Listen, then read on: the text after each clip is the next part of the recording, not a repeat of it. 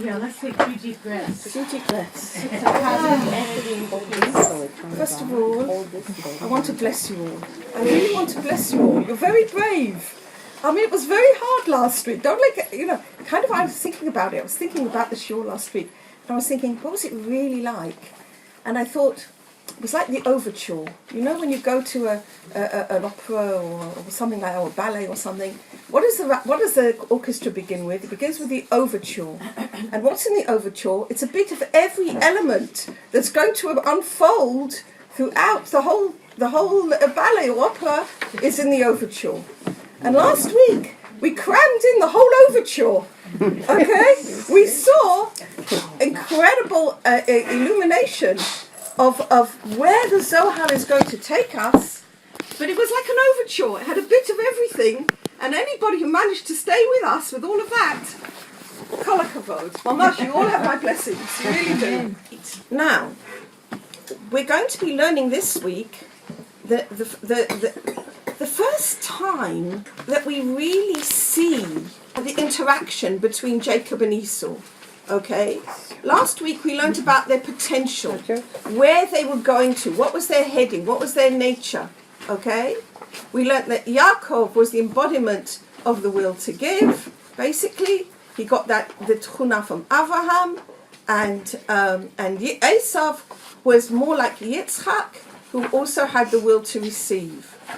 All right, but we just learnt their basic natures and how this affected how things unfolded, but we didn't actually see any interaction between them.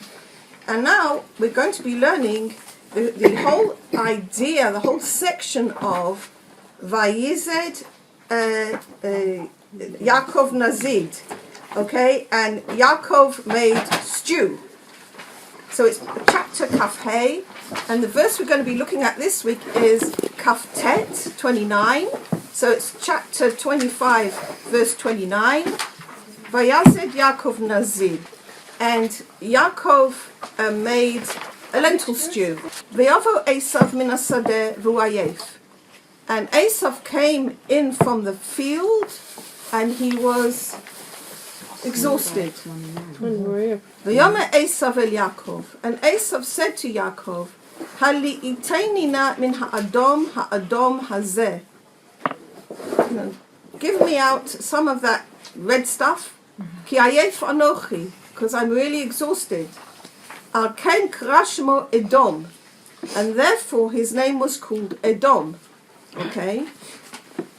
Vayomer Yaakov, Michra kayom et bechorat chali, and Yaakov said, sell today your birthright to me. Vayomer Esav, and Esav said, Hinei anochi holech lamut. Look, I'm going to die. V'lama zeh li bechorah. What good can my bechorah do to me? V'yomer Yaakov, hishava li kayom. And Yaakov said, swear it to me today. V'yishavalo, and he swore it to him. V'imkoit bechorato li Yaakov. And he sold his birthright to Yaakov. V'Yaakov natan le'esav lechem u'nezid adashim. And Yaakov gave to Esav bread and lentil soup. V'ochal, v'yesht, v'yakom, v'yelach, v'yivez Esav et ha'bechorah. And he ate, and he drank, and he got up, and he went, and Esav despised the bechorah. Now, again, if we just read the Peshat, we don't get a good impression here of Yaakov. It's not behaviour we would encourage in any of our children. Okay? Somebody comes, they're about to die. Oh, God, save me. Give me something. And you say, okay, hand it over. And not a few pence or shillings or something, but the essence, your bechorah, So this is not from the Nigla, from the revealed Torah alone. We cannot understand what it says. All right? Okay? And this, in fact, is the point at which the Zohar opens. It's very exciting. All right? Fine. Ma'amar vayised Yaakov Nazid. All right, Ein Zayin. That we should be grateful and merit to this precious learning that we're getting from the Pnimiut Torah, and not let any takala for me or in any way make a barrier between us and our learning, and give thanks to also to our holy fathers who brought this down, gave us this merit. Amen. Okay. Ein Zayin, Ta Hazi, Zimna Chada, Havayativ, Rabbi Shimon, Usha Havraya, Al Kamei Rabbi Elazar Berei, Amaru Le Rabbi Shimon, Milta Rabta B'inan Labai Kamach, B'inanad Yaakov Esav, Ech lo ba Yaakov lemehav le'esav tafshil dilfuchim, Ad Zabin le Becheruta Dile, ועוד אמר עשיו ליצחק אבוהי, ויעקבני זה פעמיים. Okay, if we read it in the Hebrew, we get more of an idea what it says.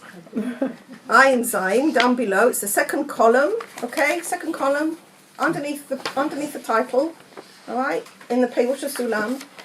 Bo ura'ei, פעם אחד, היה יושב Rabbi Shimon ושאר חברים.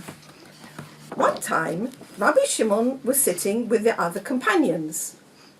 בא לפניו Rabbi Elazar beno, and Rabbi Elazar his son came before him. אמרו לו Rabbi Shimon, they said to Rabbi Shimon, דבר גדול יש לנו לשאול ממך בעניין של יעקב ועשיו. We have a great matter we need to ask you in the issue of Yaakov and Esav. איך לא רצה יעקב לתת לעשיו נזיד עדשים?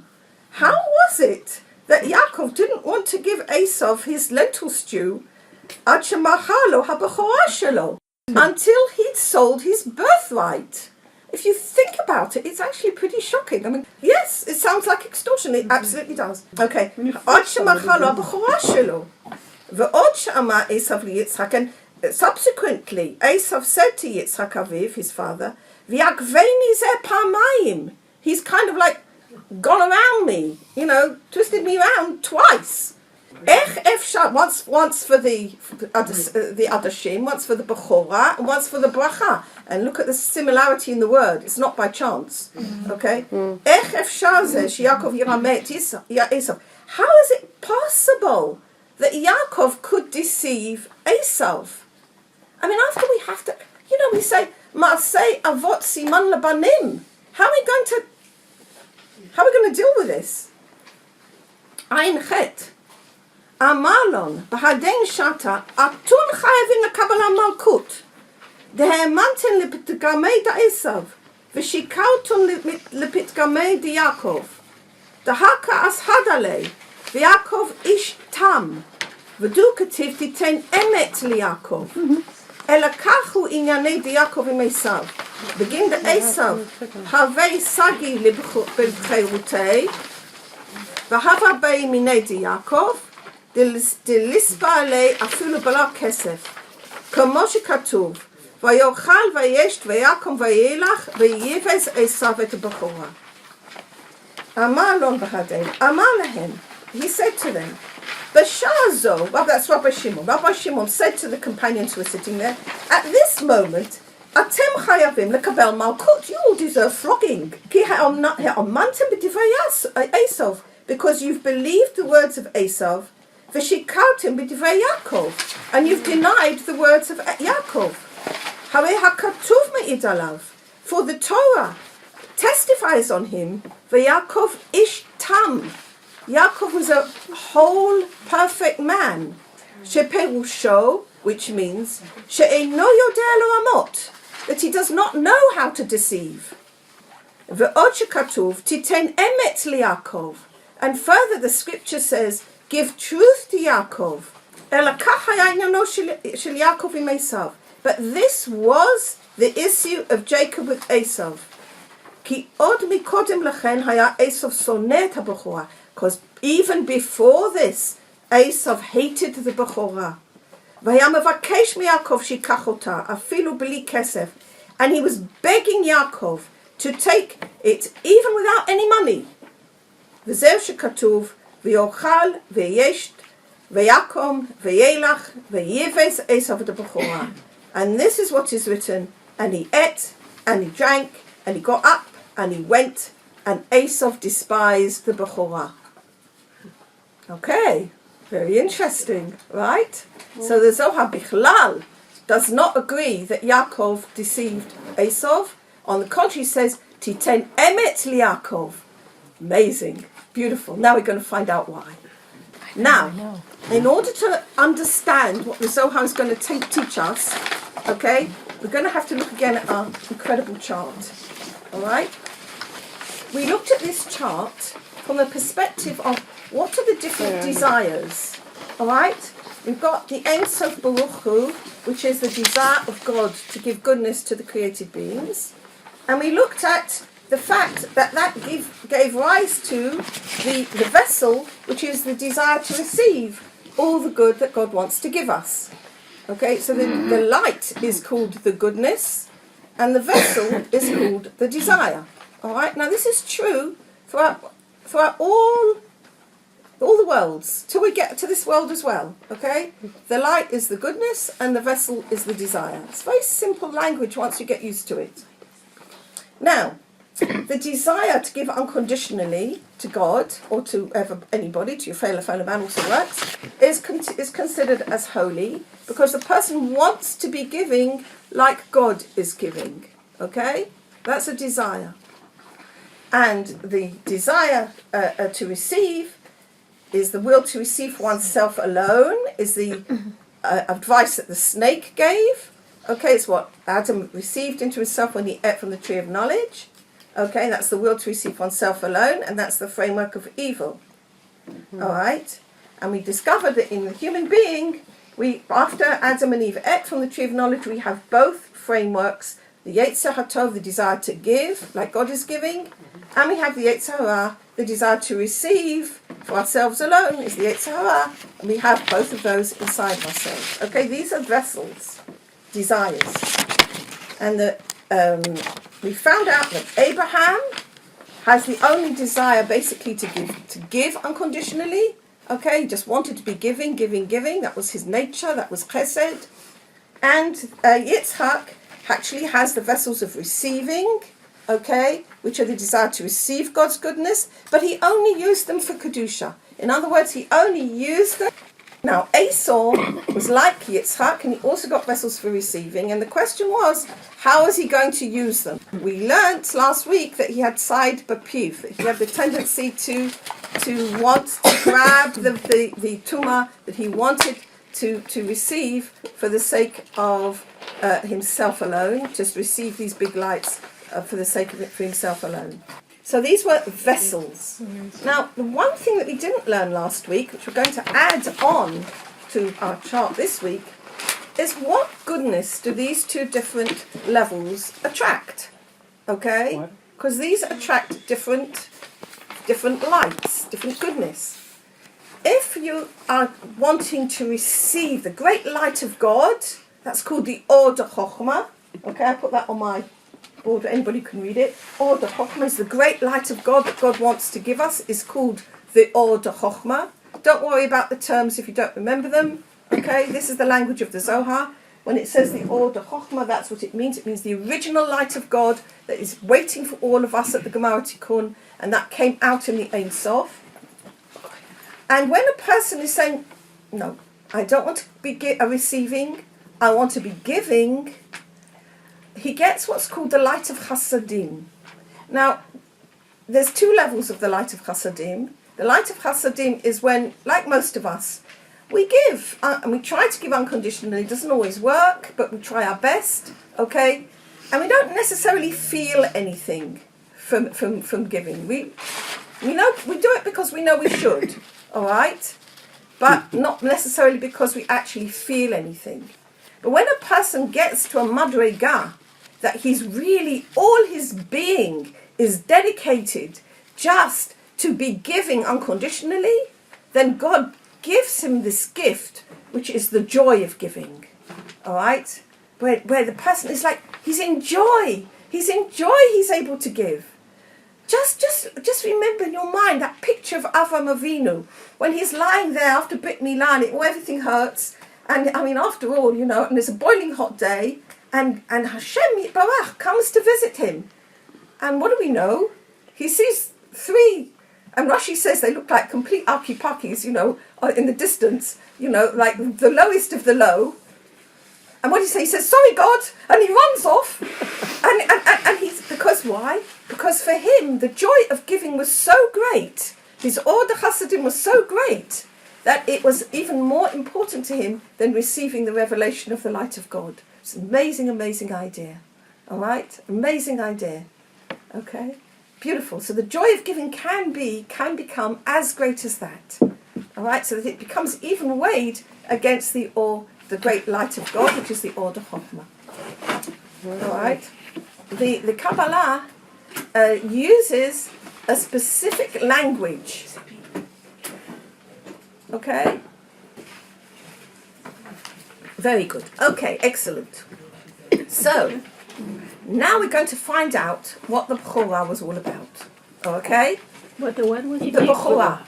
Okay? You were about to say the Zohar uses... Yes, uses specific language. Okay, it's kind of code. And we talked about the language of the Zohar last week.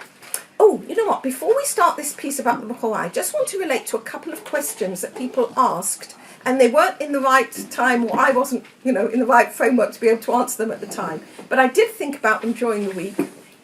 Okay? Somebody asked a question about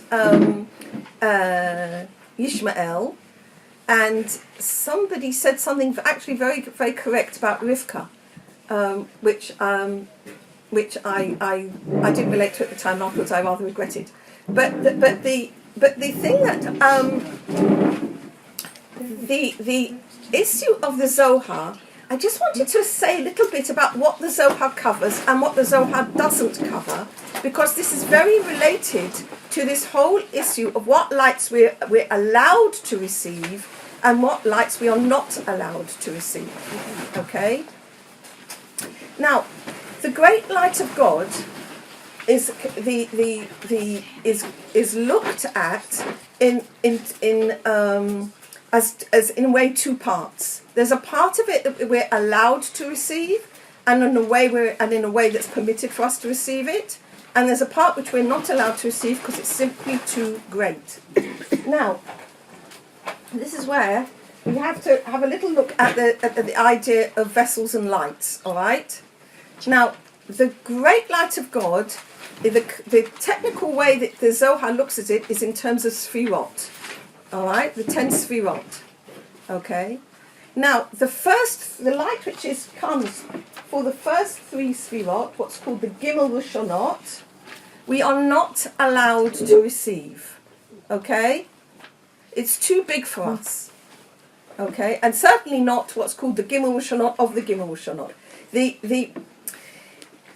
You said they were not allowed or we're not capable? We're not, both, okay? And the lower Sfirot, the Vav Ksavot, is called the 7 Sfirot, okay? We are allowed to receive, and it's good for us to receive. Now, you say the Vav what? They're called Vav Ksavot. This is just technical. Yeah, it's just technical terms. Vav means 6. Right. And so you've got Chesed, Gvur, Tiferet, Netzach, Hod, Yesod, and then you add Malchut, and it's the lower 7, okay? Because the Malchut is a category all on its own. And the first 3 is Ketach, Chochmah, Bina. Okay? Vav Ksavot. Don't worry about the terms. Okay? So you have the first 3 Sfirot and the lower 7 Sfirot. Now, when all the Sfirot are present in the Madriga, in the spiritual entity, okay, that means we have all the lights are present. Okay? When we only have a lesser amount of vessels in the entity, then you only have the lower lights, Nefesh and Neshama, which we are permitted to have. Okay, Chaya and Yedidah are problematic for us. Okay, those we are allowed to get. They're the higher lights. Okay. Now, the Zohar itself only comes from the lower 7 Sfirot. All right, Rabbi Ashak is very clear about this. He says all our authentic sages, never committed down to paper anything that belongs to the first 3 Sfirot. So anything, including the Zohar, which is printed from an authentic sage, you can be totally sure and confident that you're okay. You're not going to touch on stuff which is forbidden for us.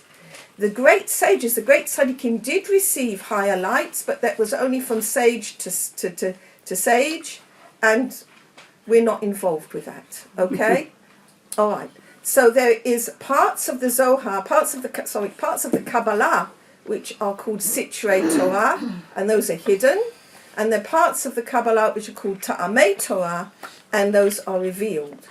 Now, I can only teach what I learned from the Zohar. I have no knowledge of anything else whatsoever. Okay, so sometimes, we can inadvertently ask a question which might belong maybe to a part which isn't given to us. All right, so that could be one reason why it doesn't appear. Another reason why things don't appear is because the Zohar only comes to teach us how these processes that it describes are relevant to us and to help us correct ourselves to come to serve God in a better way. All right. Now, it might seem to us that this is just sort of like information about Jacob and Esau, but the truth is, Maaseh Avot Siman Labanim is true.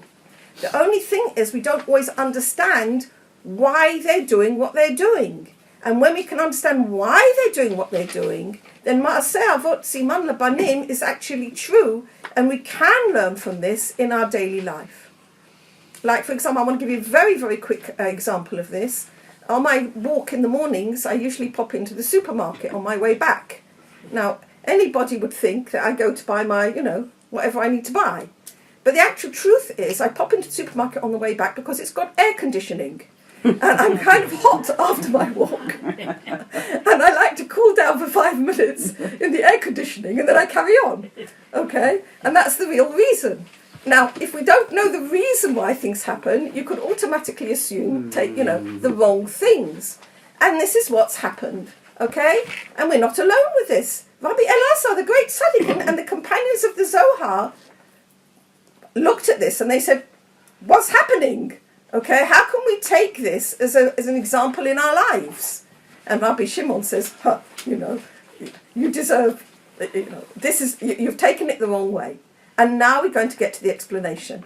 Okay? Mm-hmm. So with this little bit of information about lights and vessels, all right, we're going to be very brave and plunge into the next bit of Zohar. All right? Perush. Ki sod ha-bechorah hu sod ha-mochin de'or ha-chochma hanifshachim meharat ha-smol. Okay. Mm-hmm.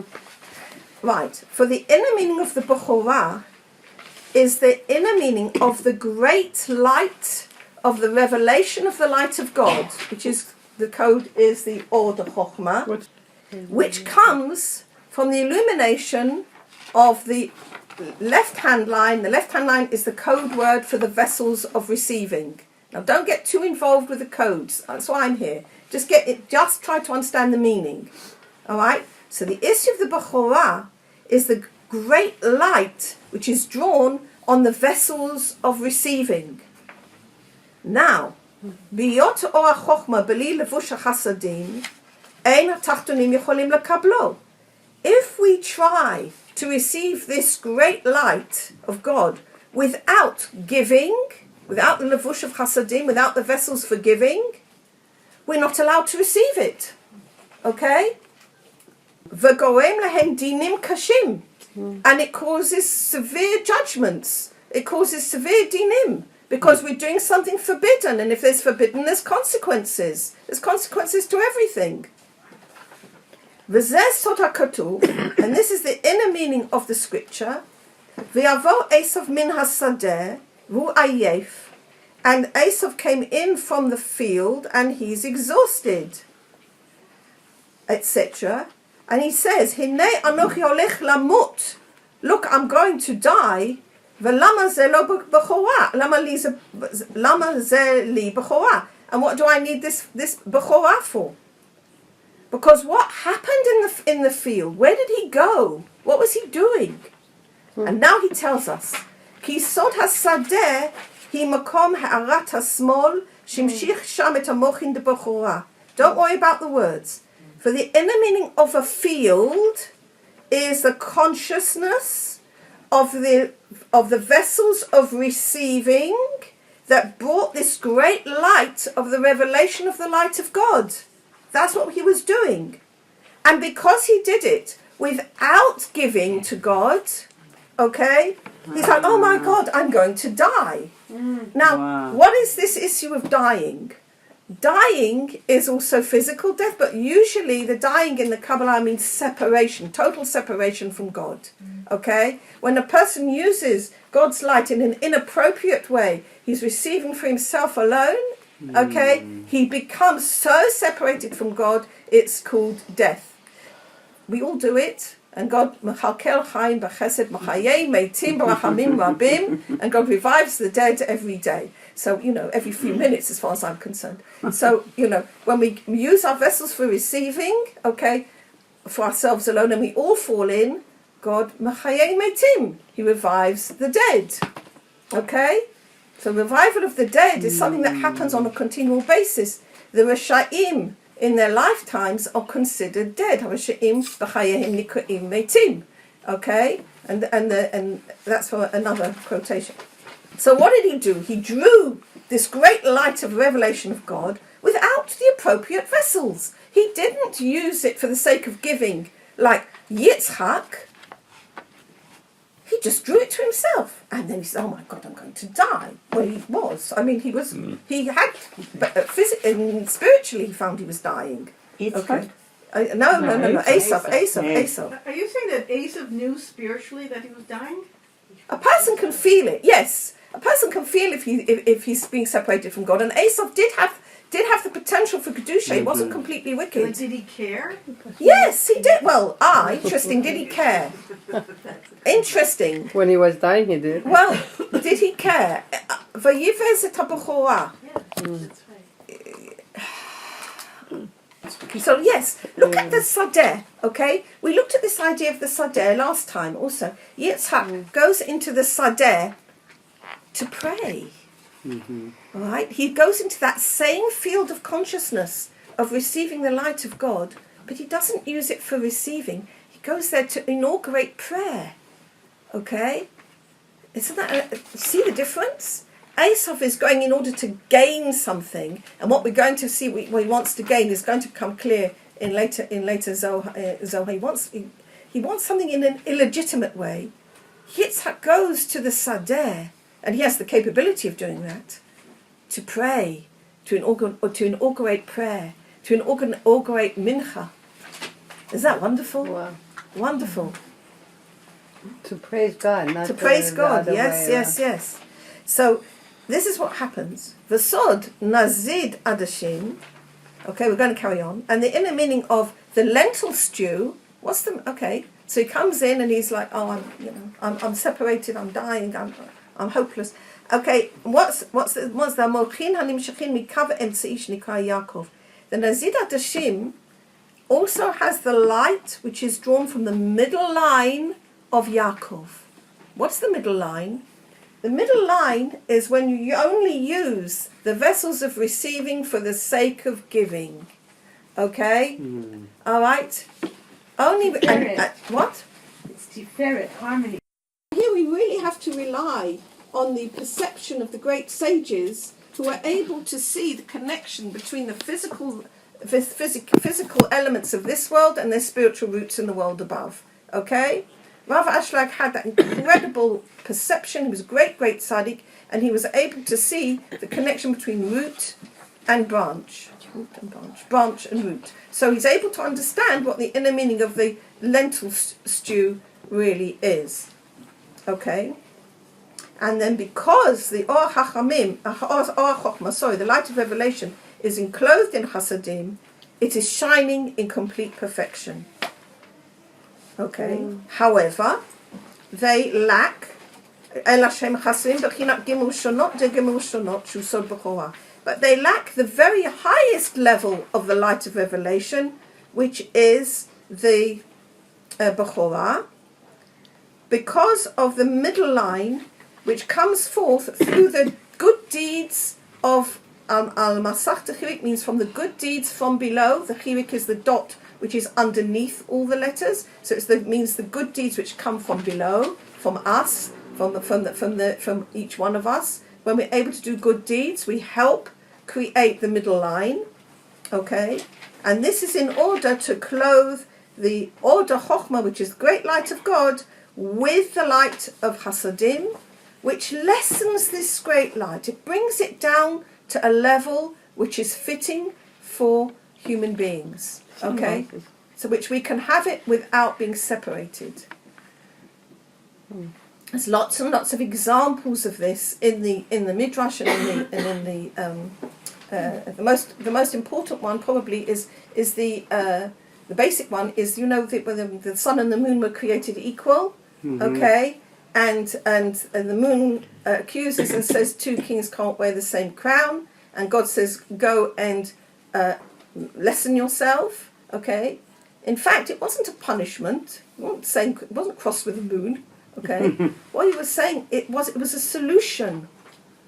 It was a solution, because when it was at that level of the 2 great lights together, it was receiving this great light, but it couldn't use it because it's not able to give it to the human beings at that huge level. Just go and lessen yourself, give it only through the medium of Chasadim, and then they'll be able to receive it.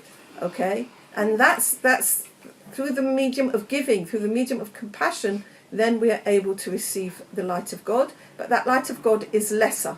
Okay, it's not that huge, great big light which we would be overwhelmed by. It's lesser, but it's something that's fitting for us. Okay. All right. V'zeh amru, and this is what they said. Esav havisani lebechiruta b'kadmeta. And the scripture is telling us that Esav hated the Bechorah before all this happened, before the lentil stew bit. Dahainu, Kamoshe Katuv, as it's the scripture is very accurate, and it says, Ve'avo Esav min hasadeh v'hu ayef. Now we're going to understand what this meaning of ayef is. All right, that Exhausted. Yeah, but it's like, this isn't good for me. I'm feeling terrible. And Esav came in from the field, and I'm not feeling good. I'm feeling terrible. I'm feeling bad. Okay, ayef. Okay, we translate as tired, exhausted. But he's already figured out that this Bechorah is not doing him the world of good. All right, why? V'hu ayef michamat shimshich sham hamochin de Bechorah hachaserim levush hachasadim. Because he drew to himself there this great light, which was lacking the garment of loving kindness. V'naseh ayef ad limita, and he felt so bad he was separated from God. Until death, like. Shezeh haya od mikodem sheba el Yaakov, and that was before he got to Yaakov. Levakesh mimenu nazit hadashim, before he even came to Yaakov to ask for him the lentil stew. And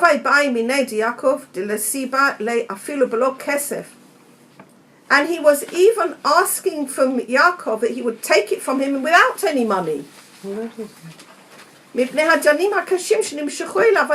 Because of these harsh judgments that he'd drawn to himself through the Bechorah. How did he draw the judgments in the Bible? Because look, if you in the Ein Sof Baruch Hu, all right, the very beginning of our chart, we have the light gives to the vessel in the inner meaning of Hu Ushmo Echad. He and his name are one. Which means that the light can give and the vessel can receive and everything is fine in the Ein Sof.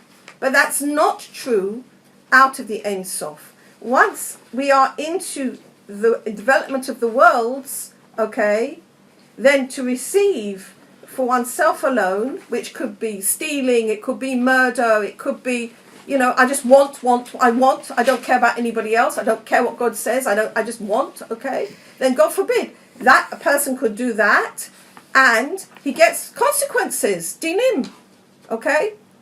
All the receiving for ourselves alone actually belongs to the 365 lo ta'aseh, negatives that we shouldn't do.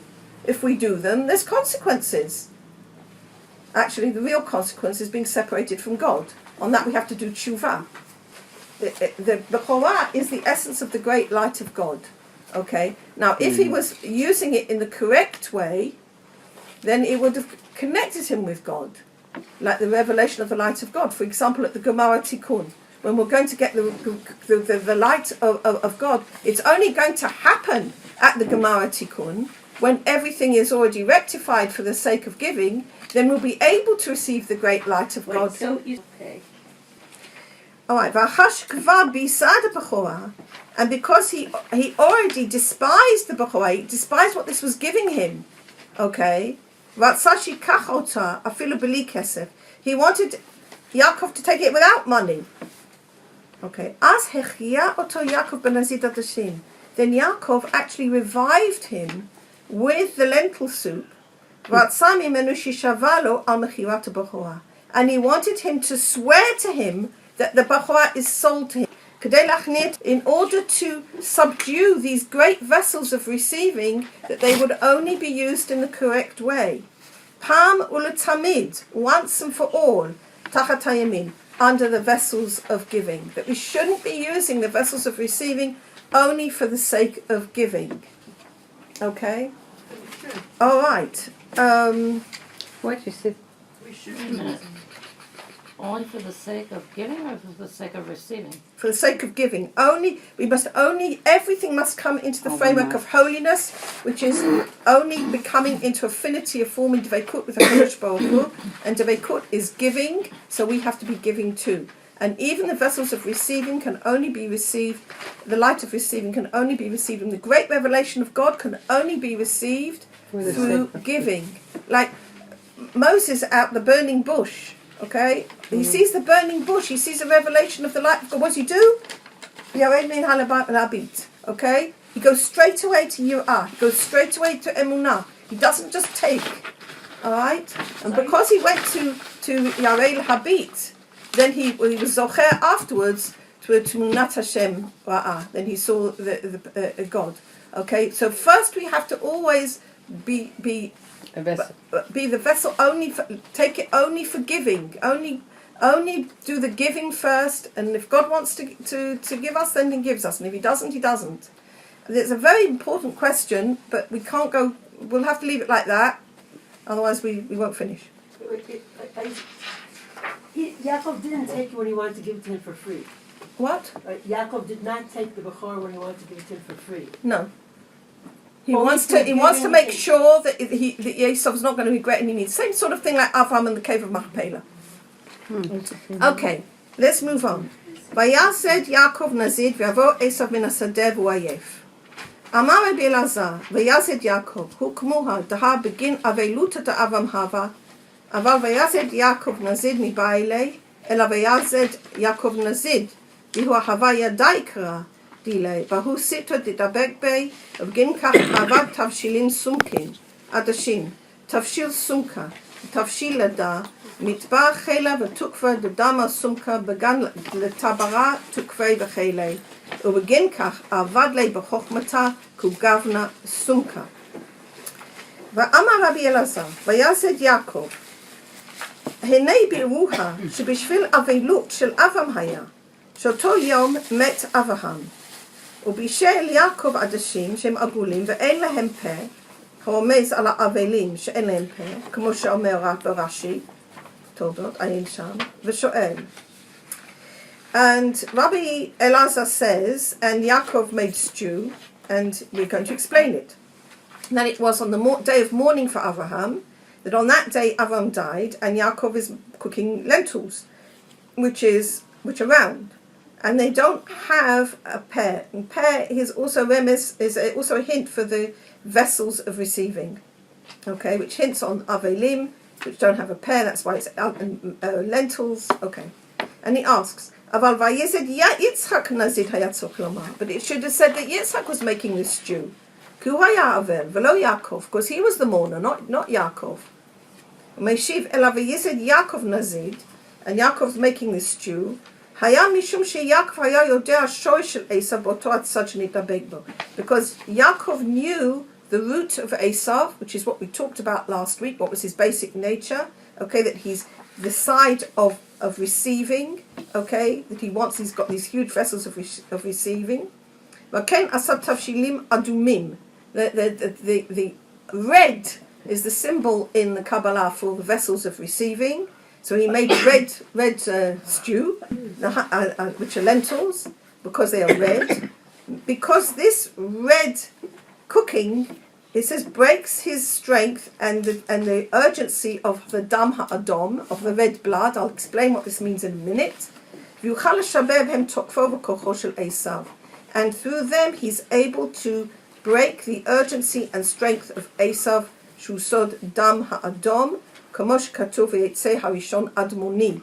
And this is what it says, and the first went out red. Okay, now the next bit is absolutely fascinating. Perush. Okay. What page is it on? Next page. Lamed Vav. Okay. This is absolutely terrific. And no matter how long this takes, we're not going to skip this bit out. Perush. Explanation. Ki peh husod gimel shonot. Because the peh is these vessels of receiving these great lights. Besod hakatuv ki tzayid b'piv.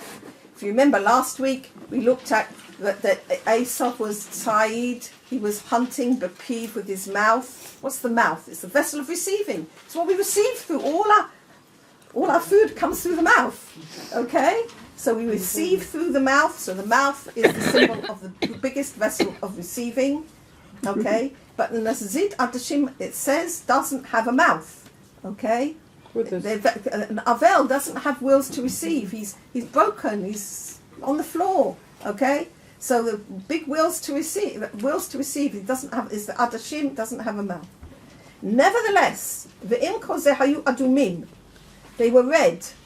Ki gavan adom omez lebina. For red color hints at the left-hand line of bina. Okay, don't worry about why bina. We'll talk about that another time. Okay, and it was from there Yanak Esav sod hamochin de bechora, that yes, Esav was pulling on this light of the bechora. Okay, v'zesh katuv tafshil lada metaber chela v'tukva de dama b'sumka begin letavra tukvei v'chele shel Esav, because this cooking was going to break the strength and urgency of this desire to receive, okay, of Esav. Because if they were not red, Esav would not have received them. Because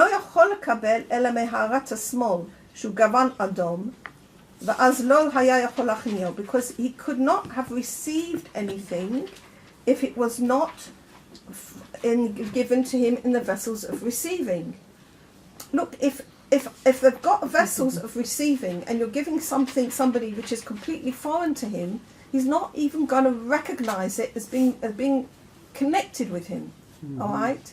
So we're not just talking about lentil stew. We're talking about a light, an essence, a life force. It's got to be in some character connected with Esav. Otherwise, he's not going to be able even to receive it.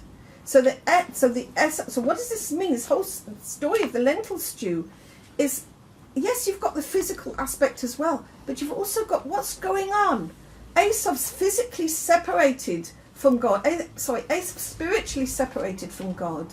He's on the point of, in a way, of extinction, in a way, because he's brought very harsh judgments on himself. He's very separated. He comes in, and in the code that's happening, he's saying to Yaakov, help me, because I'm so separated, I've got no life force left. So Yaakov is giving him life force, okay, but it's got to be in a way that Esav can accept it, all right? So the life force he's giving him is, on the one hand, good, because it's whole, and it's got the essence of giving, but it's also got some connection with Esav's vessels, because it's red and it's got these vessels of receiving, so it's receiving for the sake of giving, and through that he's able to give life force to Esav. So now we see that what he's doing is he's giving life force, spiritual life force to Esav with this lentils. Okay, so it's not just the physical, it's got such deeper meaning. Okay. Now, אף על פי שהוא רק בחינת וו קצוות דגמול שונות, even though they were on the lower 7 sfirot, okay, and not the higher ones, so they're connected, but they're not the Bechorah. They're the lower level of those sfirot, which are permitted, okay? They're not those very high ones which are not permitted. Nevertheless, Kiblam Esav received them, V'al yadei kabalato bizat bechorah. And through his receiving them, he despised the Bechorah. He said, okay, I'm going to settle for this, and I despise the Bechorah. I don't want it. V'nichna tachat Yaakov, and became subdued under Yaakov. All right, now, like I said, I'm not going to give up until we do the next one. Pay, and after that, you can ask me anything you want. V'lahu tavshila is daban leit lavda. V'zabin v'cheirute liYaakov. V'ahi shata yada Yaakov. Begin sa'ir chad di kovun Yisrael. Legabei daga di le'yithapach la'avda libnoi. V'lo yitkatre glom. V'chule azel Yaakov legabei de Esav b'chochma. Begin ahu daga hakim de Esav. V'lo yachil shalta'a. V'tkafya. V'lo ista'ev beitei v'ihu yagin alei. Ubishvil oto hatavshil. And for this Adom, this lentils, Macha Esav tatzmo le'eved. Esav sold himself as a servant. Umachad b'churato liYaakov, and he sold his birthright to Yaakov, his bechorah, his ability to bring this huge light. U'ba'ota sha'ah, and in that moment, Yada Yaakov knew shebishvil sa'ir echad, that for the one he-goat, Shiakrivu Yisrael b'Yom Kippurim, that Israel will offer up on Yom Kippurim, l'madregato, to the madrega of Esav, which is to the Seir Azazel, Hamidbara, to the wilderness, who sowed the Sitra Acha, which is the meaning the other side, Saro shel Esav, the angel of Esav, who yikhapech le'eved lebanav. The Yetzer Hara turns into a servant to his children. Okay? The Hainu says Sanigor lahem. He becomes their Sanigor. This is what it means. V'lo yikatrek alehem. And he will not accuse them. Ubishvil oto madrigat chochma shel Esav, halach Yaakov im Esav b'kol makom b'chochma. And because this level of chochma that Esav had, Yaakov went with him to the consciousness of Chokhmah, but he did it with Chasadim, with the middle line. And therefore Esav could not rule, v'nichna, and was subdued. Yaakov lo nitmabo, and Yaakov was not contaminated by him, and he governed him. So if we want to understand what this whole meaning is, we can also look at the korbanot that we give on Yom Kippurim, which are also going to come up later on in the story, which I think this is just incredible, that to understand the two goats, the he-goats on Yom Kippurim, is this story. It's the same story. Okay? What do? The Yetzer Tov and the Yetzer Hara both belong to God. They're all vessels of God. We've given us both. Okay? And the question is, why on Yom Kippurim do we just offer? Why don't we just offer up the Seir Lashem, the he-goat to God? Okay, why don't we just do that? Wouldn't that be a better solution? We just offer up the he-goat to God, and we want to forget about the Yetzer Hara. We want to put it under the carpet. We want to sweep it away. We don't want to use it. Okay, but that's not what God's purpose is. God's purpose is that all His creation should come into Kedusha, not just half of it.